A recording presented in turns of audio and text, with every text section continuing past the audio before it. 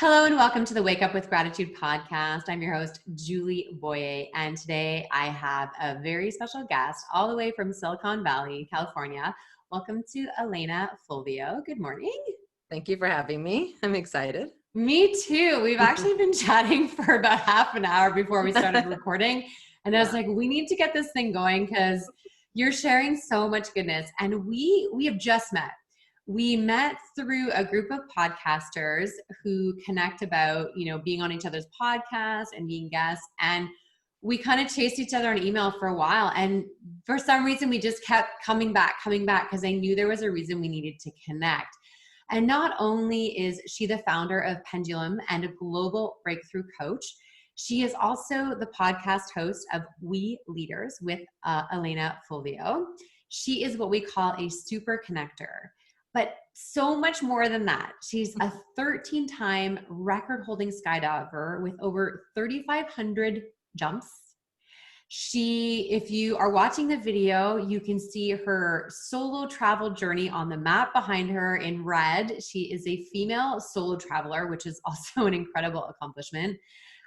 She's an intuitive and a seeker, so she definitely uses her intuition, which if you've been listening to the podcast, you know we love to talk about the value of following our intuition. But more than that, Alana is like me, a multi-passionate entrepreneur, a person who allows herself to take her dreams in whichever direction they go, even if all the pieces don't seem to all fit together at the same time. It's all a part of who she is. So I'm very excited to bring her story to you today and to share some of these incredible experiences that she's had, and then talk about, how gratitude fits into this. So if you don't mind just sharing a little bit of this story, I know there's a lot to share, but just, share with us some of the most important highlights of your story. Yeah, no, thank you. I'm really, because again, you said we spoke a lot even before we started this, and I just felt like this gratitude exchange going back and forth. It was really beautiful. And I'm really happy to be here and sharing my story as well. And you introed great in terms of a bit about me too. So, and weaving in gratitude as well all through my life. It's very interesting because I have had these high highs, low lows. Like at 6 years old, I was hit by a car. He kept driving accidentally and came out. I wasn't breathing. My mom and grandmother watched it. And I lived, and actually all I had was a fractured pelvis and a little bit of the road rash. But I was in the hospital, and a gratitude aspect from there is my dad asked me at 6, he said, do you want to go after this kid, who's 17? What do you think, Alana? And I said, how is he doing? Is he doing okay? And he looked at me and he goes, wow. And because I really felt for him as well, because he was part of what was happening. Right. So fast forward, I became an athlete. I was Olympic development athlete in soccer, but I played basketball, volleyball, everything throughout my entire growing up, all the way up through college. And then 1 year, my junior year in college, I wanted to go abroad. So I went to Florence, Italy. I loved it. I fell back in love with my part of my heritage because I'm Italian and Czech. And I just felt home again. I call it home. And so when I came back, I graduated and I said, I'm going back. And so I packed away money. I knew if I got into a regular job that I would probably not leave. And so not that waitressing is not a regular job, but I knew that I was going to take my degree in my sociology degree in another path. So I became a waitress, packed all this money away and moved with no job and no home. And I had an Italian boyfriend, but I knew I was only going to stay with them for a couple of weeks. And then I was off on my own, right? Because I love not knowing anybody and having to see the greatness in everybody and possibility, right? Because when you walk around and everyone's a stranger, they're just waiting to be smiled at or said hi to. And not everyone will return the favor, but I think people are just waiting for us to connect, And so in the space of the unknown, which I play a lot, I did that. Then I came back and I became a high-tech recruiter in the Silicon Valley, big during the wave of the dot bomb. And a year prior, I started skydiving. And people ask me all the time, why did you start skydiving? You're an adrenaline junkie. And actually, when I got home from Italy, I didn't have a purpose, and I wasn't being pulled in one way. I was in a sales job selling copiers and printers. So it's not like it was fulfilling my soul. And I went, okay, this can't be what my purpose is. And then I wanted to be back in Italy, but I wanted to be here. And I thought, okay, stop. I need to feel life. And feeling life a lot for me is, one, being in my purpose. But if I'm not there, do something that breaks the pattern of this monotony, not knowing. And I had a friend who was a tandem master. And I said, I'm coming out to make a skydive. And he goes, I thought you were petrified. I said, oh yeah. And I'm probably going to die on it. Literally, I was so scared.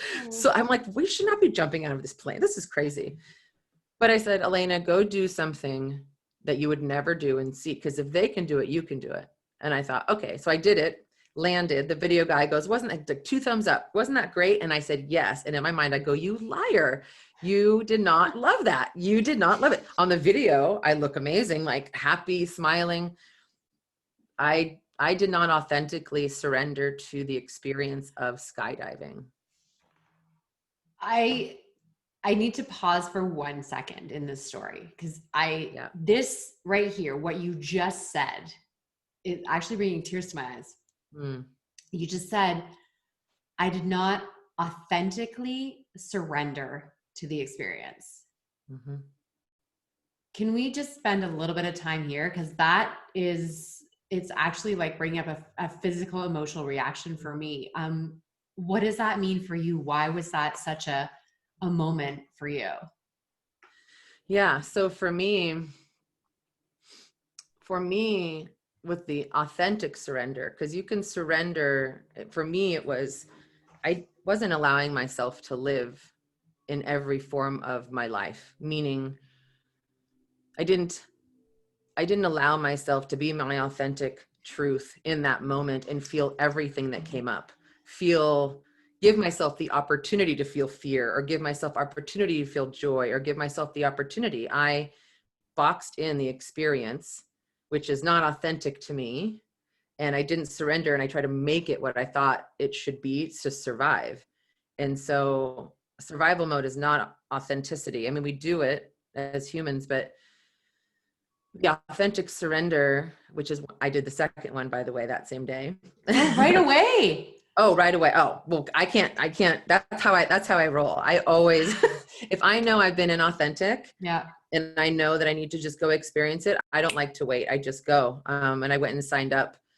And actually to the authentic surrendering, when I said, what are you going to do? What is inside of you? What's the inauthenticity that's there? And the inauthenticity was I was scared to experience something that I had created in my head was not capable of being experienced with joy, right? Or experienced with love. And I'll, same thing that relates to my late husband as well, which same thing. I never didn't think that there could be that true love like that. And when they got me to the door of the plane, my friend held me out a little bit longer than he probably should have, just to scare me. And I said, Elena, well, that inauthenticity is not you. You deserve to live. You deserve to feel everything that comes out. And what you're going to do is when he jumps out, you're going to yell, get all that yuck and muck out, get it out. And I just you scream. I was like, wow. And I just saw it I got chills. I just saw it just coming out. And I was able to feel the air and actually experience the smile of the videographer and my laughter of how just nutty this was, and feel my friend on my back and go, wow, there's San Francisco over there. Wow. There, and to authentically surrender to the experience of life allows me, at least, I think, or allows you to be able to actually experience the trueness and the beauty of the moments of life. That's my take. And at the same time, it also, you cannot live in fear and experience the experience in an authentic way. Right. It also opens us up to hurt and pain and emotional upheaval. Absolutely. But you and I both know that it always ends up being worth it. Oh yeah. And you mentioned just in passing your late husband. You told me the beautiful story about how you met, through the skydiving community, and how both of you were inauthentic to each other before you really connected. And then as soon as you became authentic, so what happened? All of a sudden you've been like playing games, I guess, thinking, what does the Yeah. other person want? And then all of a sudden you just decided, this is the Yeah. moment for me to be authentic. Can you share that with us? Yeah. It was by far one of the most magical moments of my life, not just for me, but with another human. Right. And so I always believe when you're authentic with yourself, there's nothing for you to hide. And the other person gets to actually decide if it's right for them or not. But if you're being unauthentic, they still get to decide, but you're not offering them the possibility. So fast forward, I became a skydiver. I was jumping out of one location. I elevated to a level where I needed to go be a little fish in a big pond. That's what I do. When I know I've hit a ceiling, I need to go learn from others. And so I went over to this drop zone, Lodi, and there were some of the best in the world. And there was one named Robby Bigley. And I always thought he was nerdy. I wasn't interested or attracted. My psychologist reminded me of my ex-boyfriends who were magical, but she goes, this one seems different. She goes, just give it a shot. And I really didn't think it was really love. I just thought I was too much of a woman or a human for one person to love, because I, play on the corporate side, and then I'll sleep in the back of my car and I'll hippie out, those types of things. So with Robby and I, we met and we just kind of played a little dance, nothing major. But then I was very quiet. I wasn't gregarious or joyful or interactive and like the meeting strangers type of person. And everyone termed him the nice guy. He was just the nicest guy. And I was like, you're not the nicest guy at all. He wasn't nice to me. And so he was okay to me, but he wasn't very nice. And so it confused me. And so one day I actually asked myself, who are you being, Elena? Like, who are you being to yourself and to everyone? Because it wasn't just with him. And I thought, I'm just going to take responsibility for this, and I'm going to tell him, and I'm going to let the cards land where they land. And so I walked up to him. We were at a bonfire, and I walked up to him and I said, Robby, because we had not been, it wasn't really, there was no connection. We were just kind of confused, I think, by each other, but neither of us were saying anything.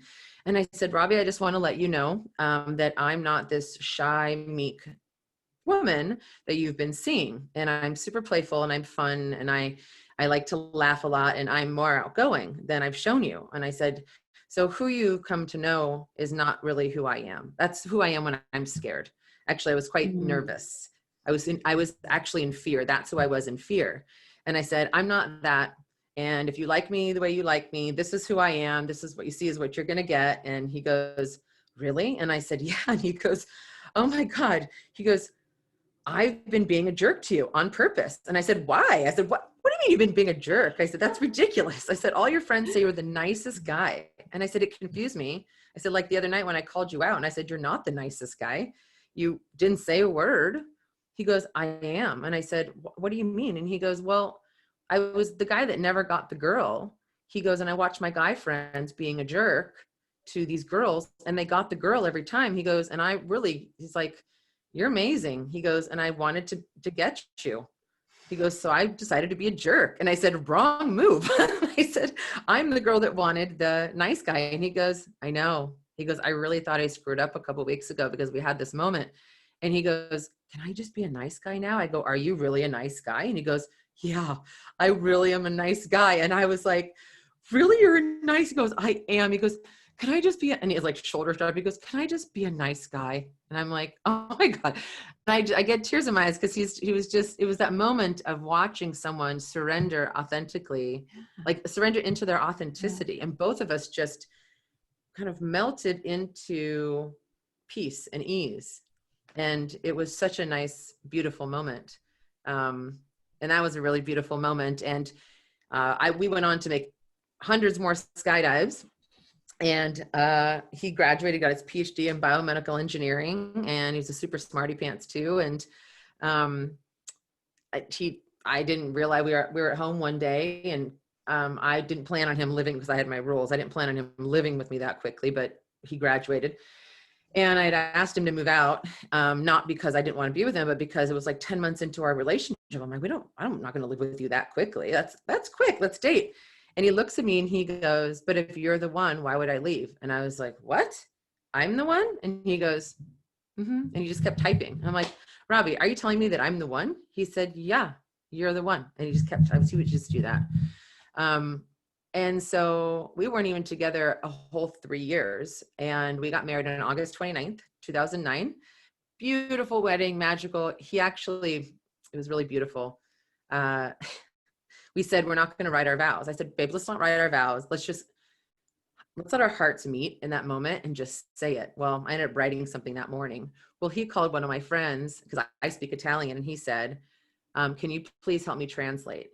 So I don't know this, we get onto the altar, whatever it was. And our priest goes, who wants to go first? And both of us go, me. And he goes, Robby. And I'm like, darn. And Robby goes, tesoro mio. And he says it without a paper. He says 4 lines in it. I mean, just like my chills right now. He says 4 lines. This was under 24 hours. He memorized 4 lines for me in Italian. And I just was like, who are you? And that's who he was. He was a kind, loving, good guy. And then I gave him mine as well. And so I had negotiated 2 honeymoons, because I love to travel. And, you know, if I can use a situation to my advantage, I will.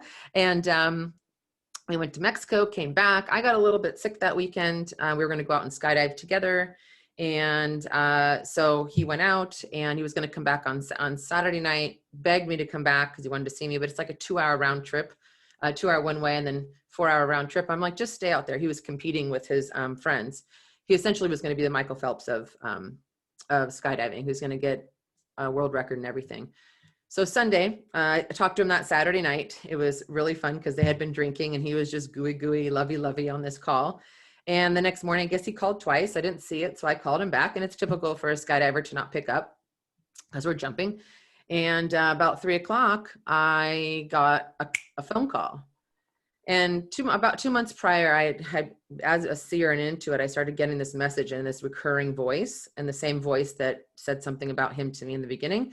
But it was, he's one of the good ones, they don't last long. He's one of the good ones, they don't last long. And I thought, oh, I just love him. I just love him. And so 3 o'clock, that phone rang, boom. And I thought, oh, it's my friend Stephanie, like in an instant to borrow my gear. And I'm like, oh my God, this is the call. This is the call. And it was the call. It was my friend Stephanie, hysterical, screaming, Robby's dead, Robby's dead, Robby's dead. And I'm like, are you sure? She's like, no. So I made her go away, go find out. And she's just screaming, Robby's dead. So 15 days after, we got married. I got married to the guy who I never thought I would find. And he's like, I never thought I'd get married. He had an accident with another woman, and their parachutes did open. Everyone asked me that. The parachutes opened. If you ever go online, you can look at the kite. It's really beautiful. They open up their parachutes and they hook their feet in, and they both got tangled, and they both died. He died for the force, and she died per impact. So I'm 34, he's 32. Neither of us ever thought we'd find that person. And we found each other, and he quickly goes. I'm like at the high of my high of, wow, like this is actually possible. And I'm so filled with this different kind of love that I've never felt before. And then he dies, and my whole, everything blew. I mean, there was no emotion. My friend, actually one friend, she goes, you're just gray. And it was true. I had but I called my parents. So this was one of my strategies, was I called my dad and I said, Dad, I need 3 things. 1, call my psychologist. I need her ASAP. 2, can you please research for me? Because when you become an instant widow like that, your mind doesn't work right. And I had the wherewithal to say that. I said, can you please go find me either widow groups or groups to talk to? Can you go research that for me? I'm going to need to hear people, because I don't get this. I'm not going to get this. And then 3, when my friends want to come over and support me, tell them yes, even though I don't want them here, because I didn't want anyone around. I just wanted to die. I mean, I just wanted to, like, it was so painful. Every morning I woke up, my eyes would open and I'm like, oh, I'm still here. but it wasn't for lack of like gratitude. It wasn't a lack of anything. It was just the pure sheer devastation. And that you could say the pivotal point for me in that was about 3 months in, and the sun was shining through in my bedroom, and I asked myself, I said, okay, Elena, because someone had just called me a widow, and I was like, what? I'm a widow? I guess I am a widow. Weird. I was 34. So I Googled widow, and it said, you know, someone who, and I'm like, that's it? That's all I got as a widow? Like, there's no like silver lining. Like, where's the positive part of that? And I thought, oh, I'm defining my widow. So the book will be coming out, Defining My Widow. But so I put my hands out. I sat in front of the sun and the blue sky. And I just said, all right, today is the day. Left hand is you choose to not experience this path. And if you do that, you'll kill yourself today. There was no plan to do it, but you're going to live a living hell, death. That's your left hand. Your right hand is that wall of fire. That's what I saw. You just go for it. You experience, like the skydive, you experience every single joy, grief, everything that comes with it.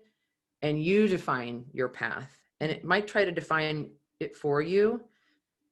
And then I just dropped my left hand and I said, not today. I said, let's do this. And so I decided to take on, it's really, we talked about that. It was the greatest tragedy and the greatest thing that ever happened to me. I knew love was important, not love just like partner love, but love as a global thing. That is the uniter of everything and the creator of everything. It reinforced in me that love is all, and that for me to surrender to the experience of being the quote widow also has me surrender to being able to feel the gratitude for the experience, because it was terrible.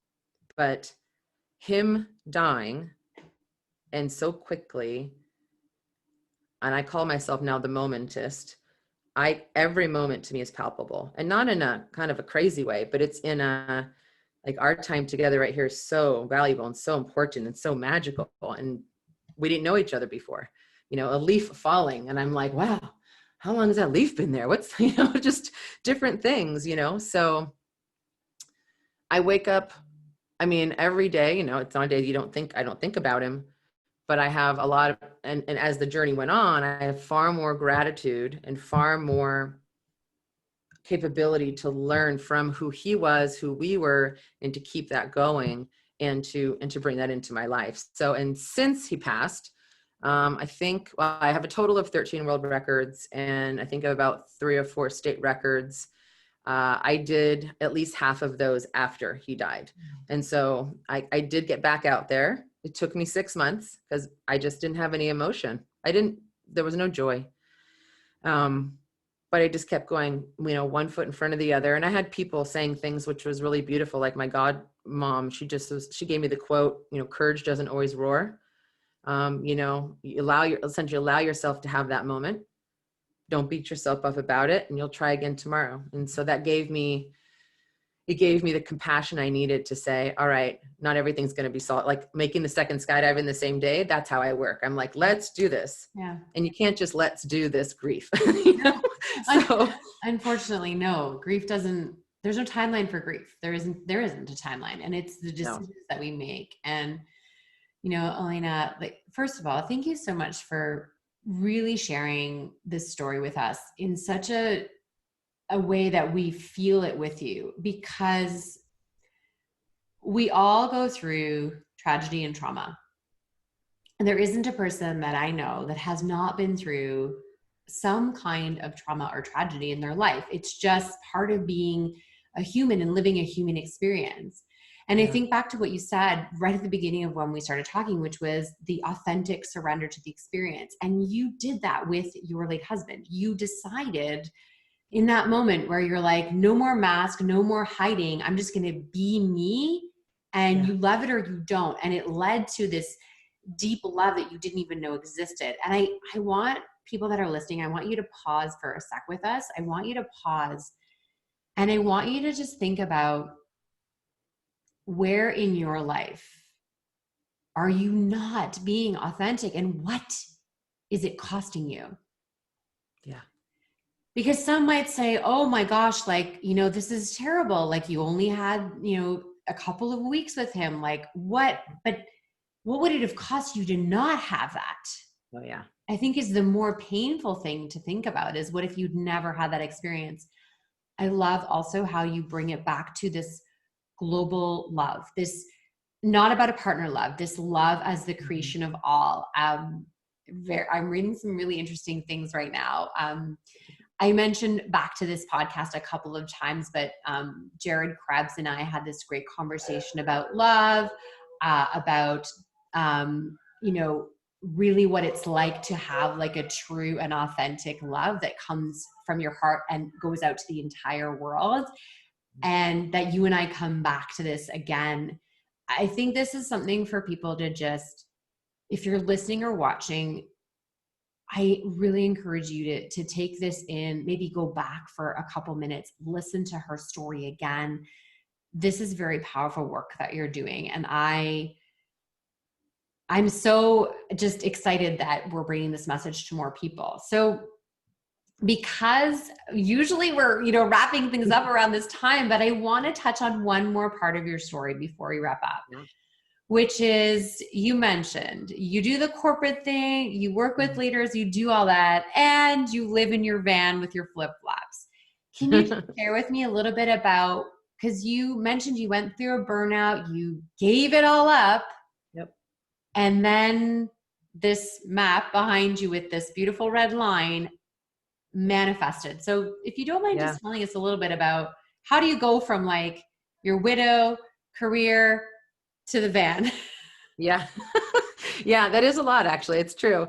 One thing as you were talking that came up to me was that living my truth, every time I went through a tragedy or I went through something, living my truth and being connected to what that feels like, if I'm authentic or inauthentic inside my soul, is very, very present. And I think all of us can say that sometimes we're not living our authentic truth, and we can feel it. You feel it when your soul's not really fulfilled. So in about 2012, 2013, I was working for some of the biggest global organizations internally, like LinkedIn. I took them public, GoPro, etc. So I was in the mecca of all meccas. Does not mean that you're fulfilled. And so for me, my fulfillment came with human connection. And for people to actually make human centricity first, and then the rest will come with it, because really we're here together. And that was a lacking. That is still lacking in the Bay Area, but it was a major lacking.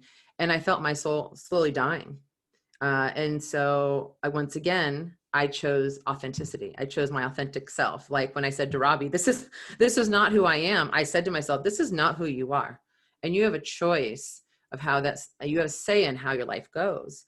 And I said to myself, what do you really want? And my answer back to myself was pure freedom of breath, of movement, of choice. Like choice is a big one, especially when, I don't know, not just when you work for other people, but I then asked myself, what does that look like? And I thought, I dated a guy who lived out of his van, and I thought that was pretty cool. And I thought, wow, I can be on the road, meeting strangers with no plan. I love having no plan. I could just drive or go into countries with no plan. And the most magic things happen because, and I teach this to my females, and people get mad at me for saying females, but it's female, women, is how to go anywhere and create what you want, because it all stems from love. It's just what it stems from. And so I loved myself into this journey. And the map behind me, people said, well, how did you decide where you went? And I said, well, I just wanted to chase the sun. I love the sun. I'm not a winter girl. And so I left in August, and I had told myself, you're buying the RV and you're going to pack the money away. So I don't have to work. I have no one to call, nowhere to be, nothing. Pure freedom. That was my definition of freedom. And when I bought the RV, actually, then my employer at the time went, you really bought the RV? And I said, yes, I really bought the RV. And they didn't quite believe it. Some people were saying to me, God, you don't have a job when you come back. And I'm like, no, isn't it great? Mm. And they go, no, that's scary. And I said, you know how many jobs are going to be out there? I'll figure something out. So I turned the key on August 7th and at 11 a.m. and I just started driving. And it was a year, a month, and 2 days. And people are like, how do you know the days? I'm like, because when you have a freedom journey, you know how long it goes. And so the second day was the first, I called it my soul journey. It turned into what I call the journey of souls, because I was met the second day because I was, this is just one little short story. I was driving down this beautiful Idaho, because I blazed through Nevada from California to Idaho, driving up this 2-lane little highway. And the moment that I knew that I was going to be battling the shoulds and my authenticity came, and I saw this old rickety house tilted to the side, wheat going like this in the air, and just nothing. I'm like, this is amazing. I'm in nowhere. I don't even know where I am. And I saw this road and I went, I want to stop there. And the should went, oh no, you have to get to where you got to get. And it just like battled each other for about 20 seconds. And I went, whoa, this is my journey. So I looked behind me. Of course, there's no one around. I stopped, turned around, and I have the picture of it. And I parked on that road, turned the RV off, and I just sat there and I went, I can. It's my life, my life. And it sounds, sometimes people going, well, of course it's your life. If you ever had that moment where you didn't choose you, or you thought you couldn't, or you shouldn't, that's not you being authentic. It's a human thing. It's normal. But what happened right there, this old beat up truck came up by me and he goes, excuse me. And I said, yes. And he goes, darling, are you okay? And I said, yeah. I said, I'm great, actually. He goes, are you broken down? And I go, no. I said, I'm just taking in the view. Oh my gosh. We got out, we started talking, and Butch became my first soul that loved me. He instantly loved me. He was like, oh, I'll tell you this or that. My neighbor's too close. They're 1.5 miles away. I can see their smoke from their chimney. It's too far, too close. And then he guided me to where I was going to sleep for the night at his friend's RV park. And all because, and I say this, and I just wrote about this recently because I write as well, is that when you bring love first, you don't bring judgment. I mean, he probably judged a little bit, like confused, but when you bring love first, magic happens. Like the world happens for you, right? And as I journeyed along, people ask me all the time, well, how do you meet strangers so easily? And I say, I don't meet strangers. We fall in love. Like barriers go down.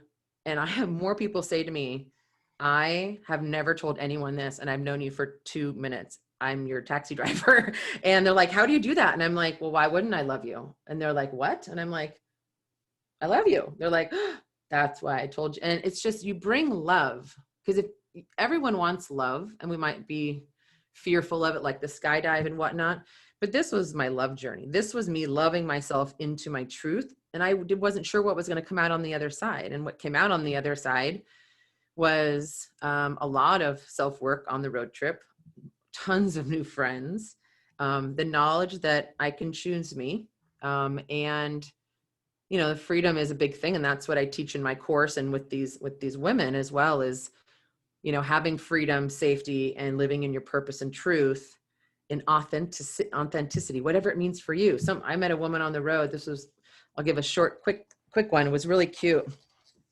I think we were in the deep South, pumping gas, beautiful Black woman, probably about 70. She goes around the corner. She goes, darling, she goes, what are you doing out here? And I said, I'm getting gas. And she goes, but why here? And I said, because I'm here. And she goes, do you live in that thing right now? And I said, yeah. She goes, are you by yourself? No, wait. And I said, yeah. I mean, she just lit up. And I was like, I love this woman. And then her granddaughter was in the car. And she's like, oh, honey, I would love to do what you do, but I couldn't do it. And I said, why? She says, oh, well, I have grandbabies and this and that. And she goes, you're from California? That's far. And I said, oh, it's not that far, but everyone's far is different. And she said, I couldn't go that far. And I thought about it for a second. Like when I became a widow, like, what does that mean to me? It's going to mean something different for other widows. Same, but different, right? Like there was the loss, but what's the journey? So I said to her, which is, again, how I coach is, what does your freedom look like? Right. And so I said to her, and I said, is there a place, when do you have time off from your grandkids? She goes, oh, next Tuesday and Wednesday, I'm all by myself. I said, great. I said, you want a journey like this kind of? She goes, oh, I love that. And she goes, oh, but this is so far. So I said, great.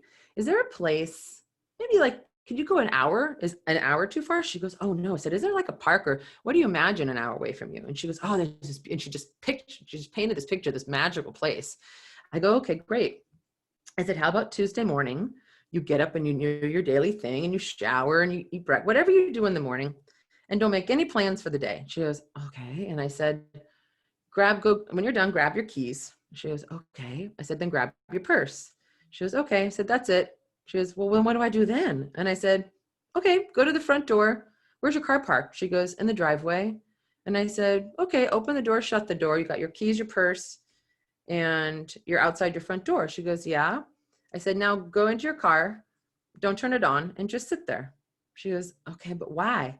And I said, have you ever gotten that far to get to the place that you want to go? She goes, oh, never. And I said, you grabbed your keys. That's farther than you've ever gone. You grabbed your purse. You walked out of the house, and you're in your car that you don't ever have to turn on.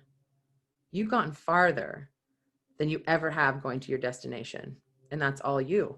You don't have to go anywhere. I said, but if you're brave, honey, I said, go block. I said, you can always turn around. And she goes, oh, I think I can do that. She's the one person I didn't get her contact. I'm so sad. But it's one of those things where we block ourselves a lot as humans with what we think we should or shouldn't do, and what the experience is going to be. Like the skydive that I made a confine of it that was not loving, that was not freedom, that was not all that.